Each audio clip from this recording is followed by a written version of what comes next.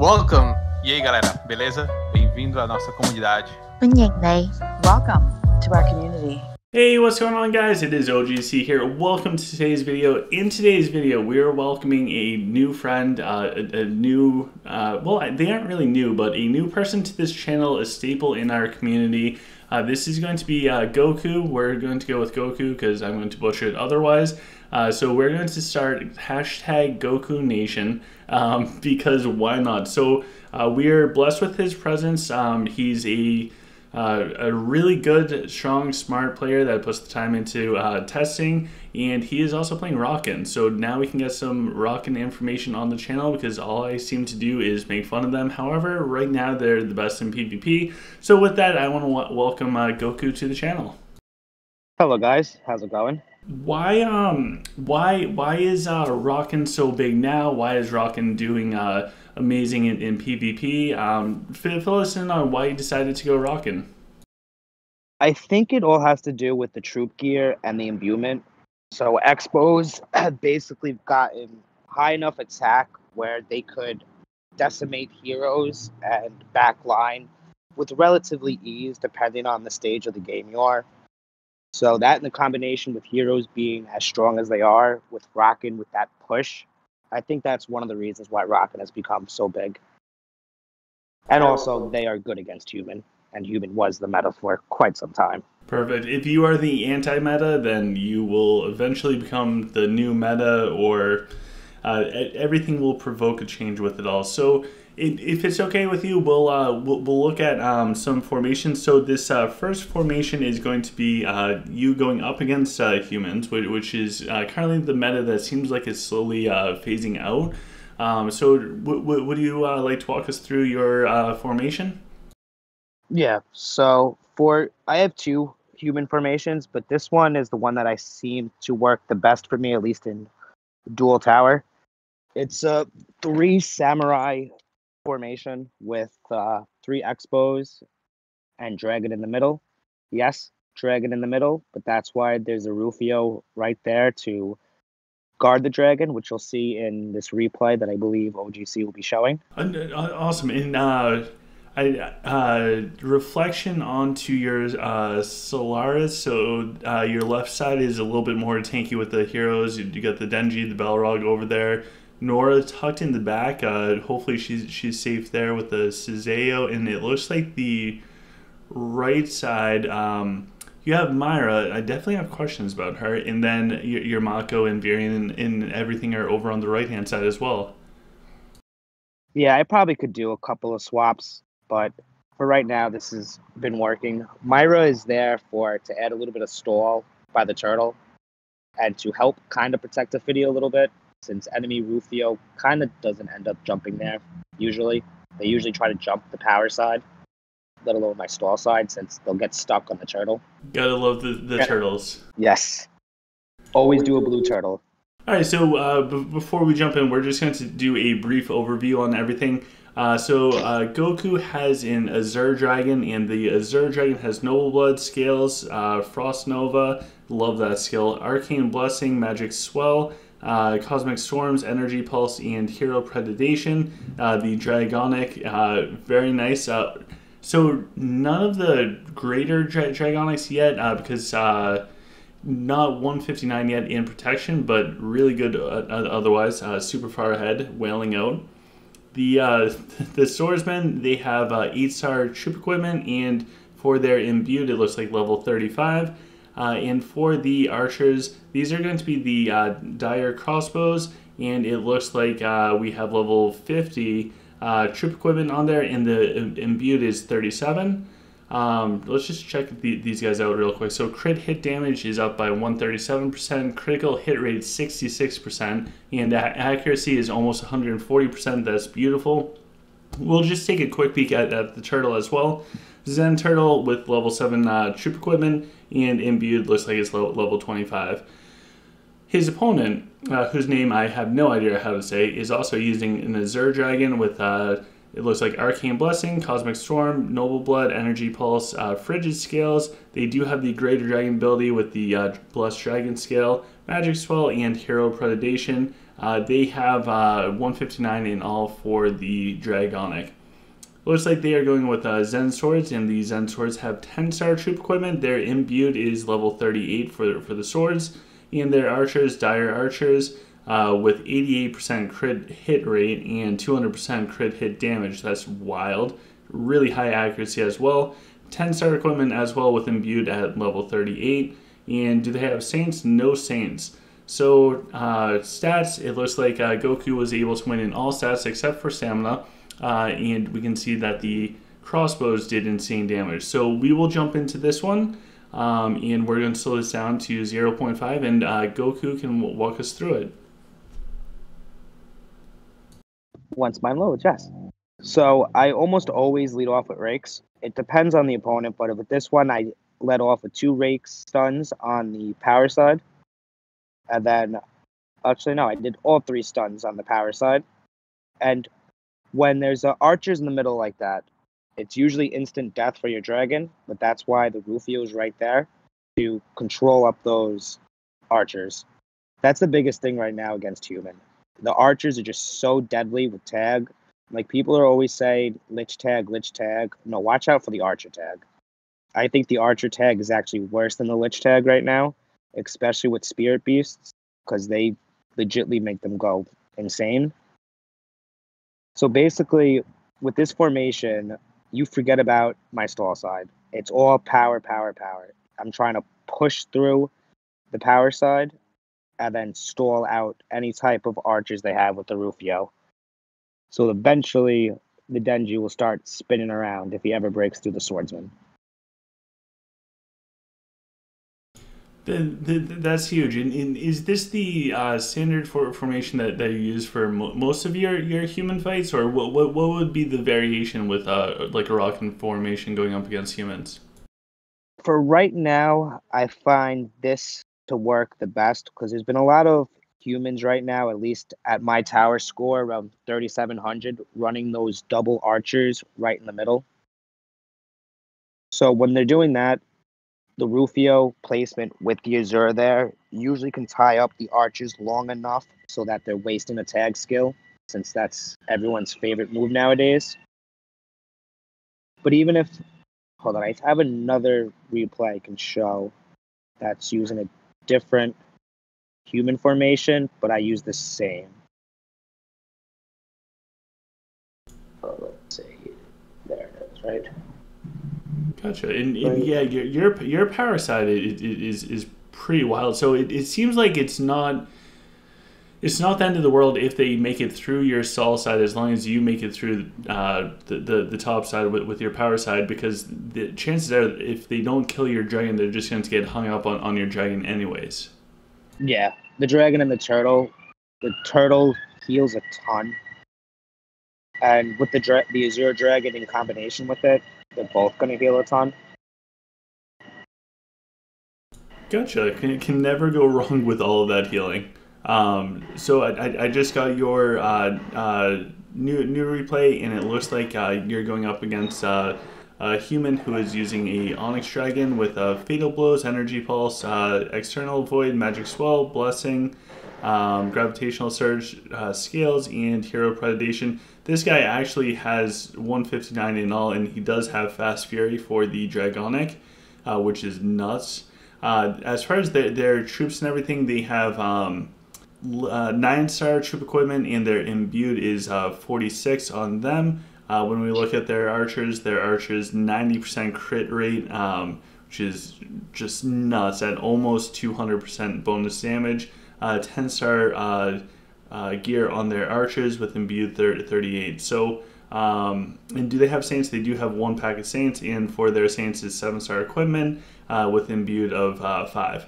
So let's jump into this one after we check out the stats real quick. So it looks like you only won in command in only half of the total bonus that you can get from it. So let's jump into this fight, and Goku will walk us through it.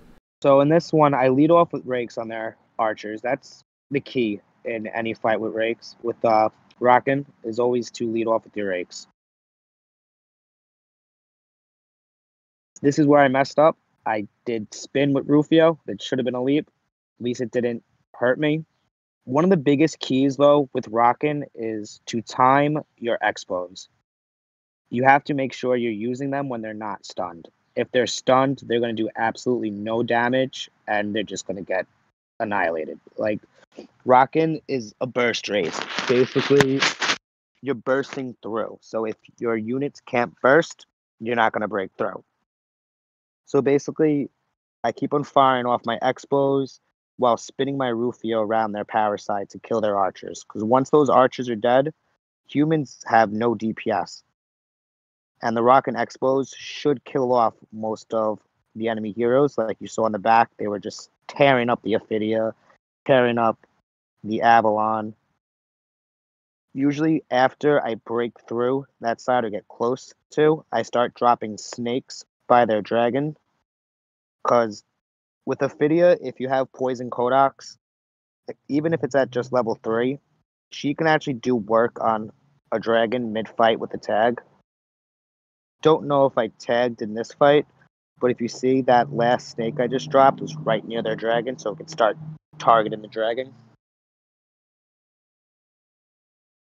Doesn't do much damage yet, but you'll see towards the end, the snakes actually start doing some decent damage with the tag.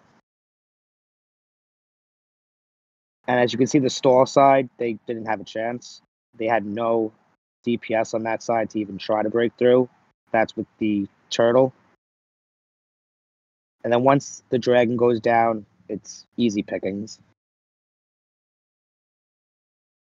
That's huge. Yeah, those things, as soon as you tagged it, the dragon just dropped down. And being on the receiving end of Rockin, it is so annoying to have all of your backline heroes just gone, just absolutely destroyed.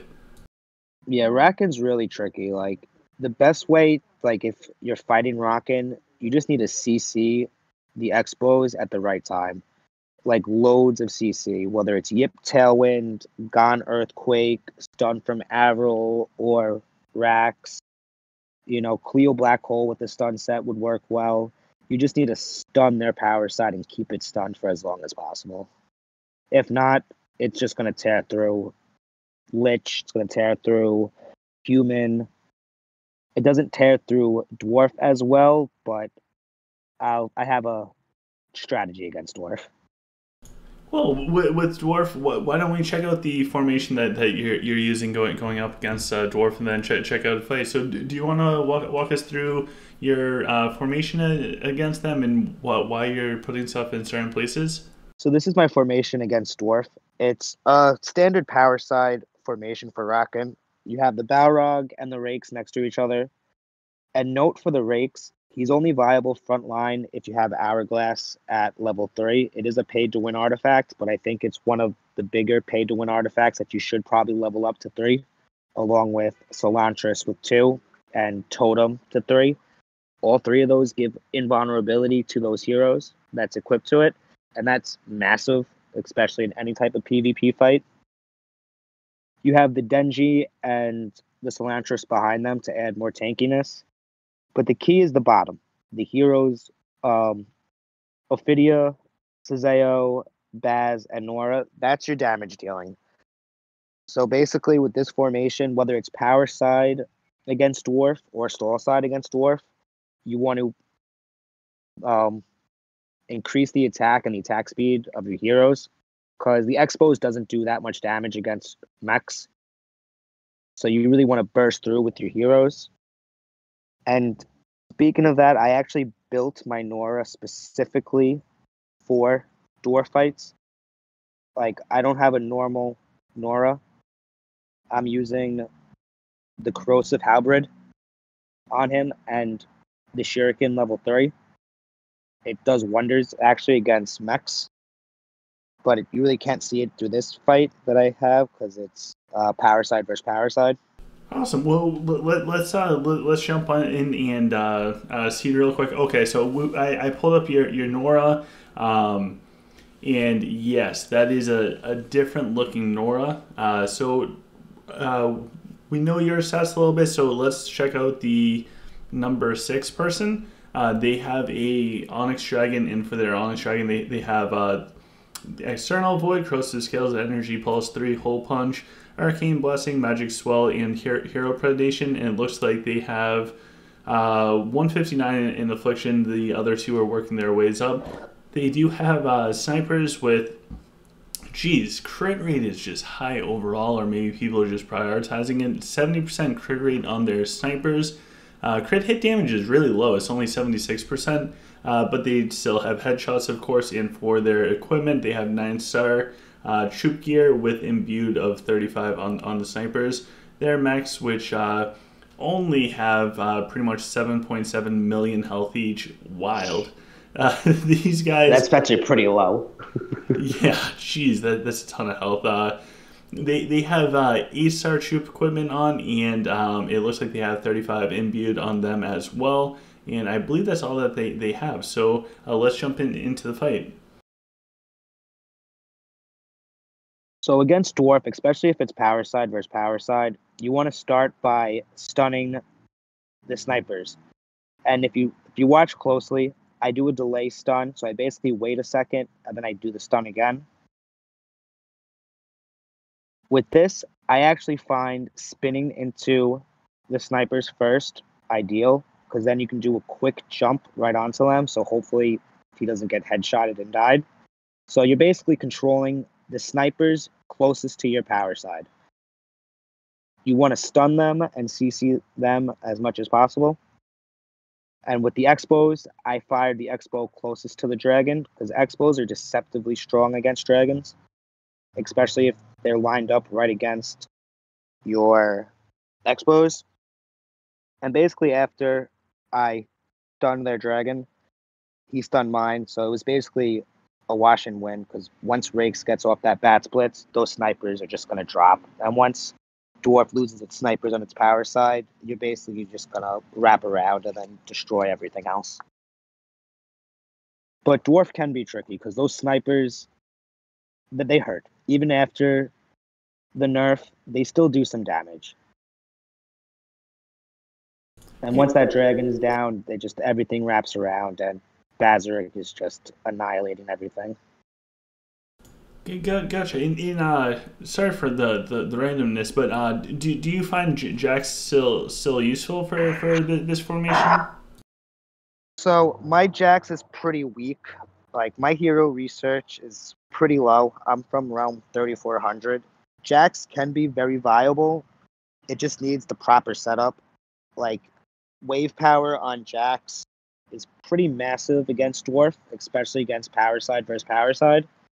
But without wave power, he honestly really doesn't do that much, especially against level 70 gladiators. He just does no damage. He's just there just for show, since I have nothing better to put right now. Hey, that works. So, for our last replay and formation, pretty much the one race that I can't stand more than anything else, we have Lich. So will be Rockin versus Lich. Would you walk us through the formation that you're using? So for right now, I've been using my human formation against Lich with a middle dragon. But that's because there's so many different Lich formations nowadays. You never know whether Warlocks are going to be lined up. And I find that most players, though, still line up Warlocks on the corners. And they have usually one Warlock in the middle. And if it's only one Warlock in the middle, it's a lot easier to control with a Rufio than if there's two. Because Lich just always tags the dragon. 90% of Lich players will use tag first skill, no matter where the dragon placement is. Gotcha. All right, so let's in really silly question. I know I can look it up, but I'd much rather ask. For your Gan, does he stay safe in that middle spot up front next to Tuck and everything? Actually, he normally does. It depends on where if their Rufio slams early, he doesn't stay safe. He instantly dies. But if the Rufio slams deep or not on the Gan, he normally survives the entire fight. Gotcha. All right, so let's go check out the opponent for this Lich battle, and it looks like they are actually using the Zen Stalkers, and these Zen Stalkers have 8-star troop equipment. Some are 9, but they have the 8-star bonus with imbued of 35. They have Warlocks with 1.6 million damage. Okay, there we go. These are the crit rates I'm used to. With 37% crit rate, they are 9-star. So that's pretty solid for the Warlocks with imbued of 35 as well. They're using an Azure Dragon with. They are not 159 in any of the trees, but they're well past the 109, which is needed regardless. They have Arcane Blessing, Cosmic Storm, Energy Pulse, Hailstorm, Noble Blood, Frigid Scales, Frost Nova, and Swell. So they're missing the Predation, but Lich is no joke no matter what. If we look at the stats, wow. So Goku won Might by exactly 1,000 Might. You can see all 3 packs of the crossbows top damage. So the top 3 damage, and it seems like a pretty frequent trend is the crossbows being really high up in the damage for Rockin. Raxius is in 4th place, and that is that wonderful tier 8 arcane. So let's jump on into this fight. For a side note, I will say this guy is really, really strong for his core. He knows what he's doing. So against Lich, it's sometimes a little bit tricky. You got to look at where the Warlocks are. But I always start off with the Raxius stun. And then against Lich, the last Lantern, I always put on my Nora. They have that middle Warlocks. That's very deadly considering I have a middle Dragon. That's why I always leap with that Rufio right there. See, he has a tag on me, but since it was only 1 set of Warlocks, I did a terrible spin. He still was able to drop my Dragon. But because he didn't die with the 1 set of Warlocks, I was able to spin around again. And still terrible spins by me. But with Lich in general, you need to control the Warlocks. Like, the placement of the Dragon against Lich isn't the best in terms, but if there's just 1 set of Warlocks, it's definitely manageable. Like, if he had 2 sets of Warlocks there, my Dragon would have been instantly dead. But once you break through one side of the Lich formation, they usually drop pretty easily because Warlocks are actually pretty squishy if they don't have any skeletons in front of them. My Dragon dies, but he has basically no heroes left because of the expos, that his Dragon just dies right after, and I have so many more troops that it's able to just power along. Like, the key in Rockin' in general, I really think it's a lot to do with your placement of Rakes and your placement of Rufio, because those are your biggest keys. Because Samurais are actually Expos are quite squishy. Like, they get destroyed by burning, they get destroyed by Rufio. So you need to stun up whatever you can and just control the fight while your Expos do their work. Like, Expos are going to do massive amounts of damage as long as they're not stunned. As you can see with this fight, 234 million, 170 million, 150 million, with Rakes with 133. Burning against Lich is pretty massive. Like, if I had to do my hero mastery, like, from scratch, the first tier 8 I'd probably get right now, depending on your hero research, would be tier 8 Arcane. Especially at lower levels, it is very massive. I think even bigger than a true Ruby Nora. Oh, geez, my true Ruby Nora goes straight through my heart.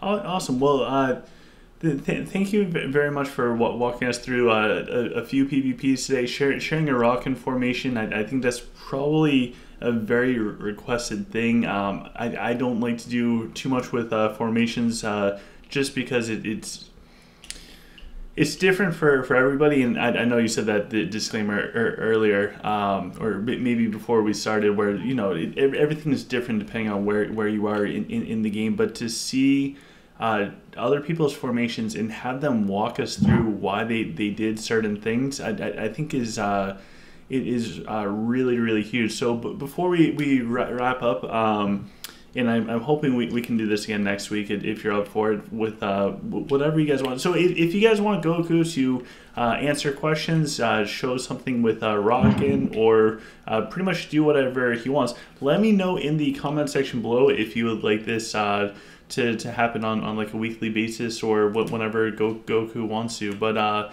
before we wrap up, I'll pass over to you, Goku, for anything you want to share, whether it's about Rockin', whether it's about Art of Conquest, any tips, or just whatever you want to put out there into the world. Okay, so I think the biggest thing with Art of Conquest is to plan everything out. Play long term, plan your research. Some races need other research than others. Lich, for instance, you can't go wrong with a tier 15 mage. That's what makes Lich really strong. Just try things out. Try new things out. Don't copy people from formation to formation. If you see something you like, try it out, but make changes. Because my formation may not work for you. It's my hero equipment, my hero mastery. There's so many factors into this game that makes one formation work for one person, another formation not work. It's always experiment. Play dual tower. I know sometimes it could be a pain in the butt facing people 3-4 million core power higher than you. But at the end of the day, it's practice. You can see what works against them, what doesn't work against them, and how to fight them and beat them the next time. Awesome. Well, thank you so much for hopping on. Again, make sure you guys blow up the comment section to cheer Goku on. I am so happy that you were interested in doing this, because I think that it's a cool thing to get different perspectives on the game, and preferably as many as possible, just because there are so many unique factors to the game. Couldn't agree more with you, but thank you very, very much for coming on, Goku. I appreciate it. Thank you for your time. And for you guys at home, if you guys want to help out the channel, the best things that you can do is comment in the comment section. So ask your questions for Goku. Maybe ask him if he'll do something like this again. That helps out the channel honestly more than anything else. Otherwise, consider subscribing if you guys want more content. Like it and share it. Show it in your house. It's all really cool stuff. There's a bunch of awesome information in the description of this video. I won't spoil any of it for you, but check it out. So with that, I hope you guys all have a fantastic and wonderful day, and I look forward to talking with you guys soon. Take care.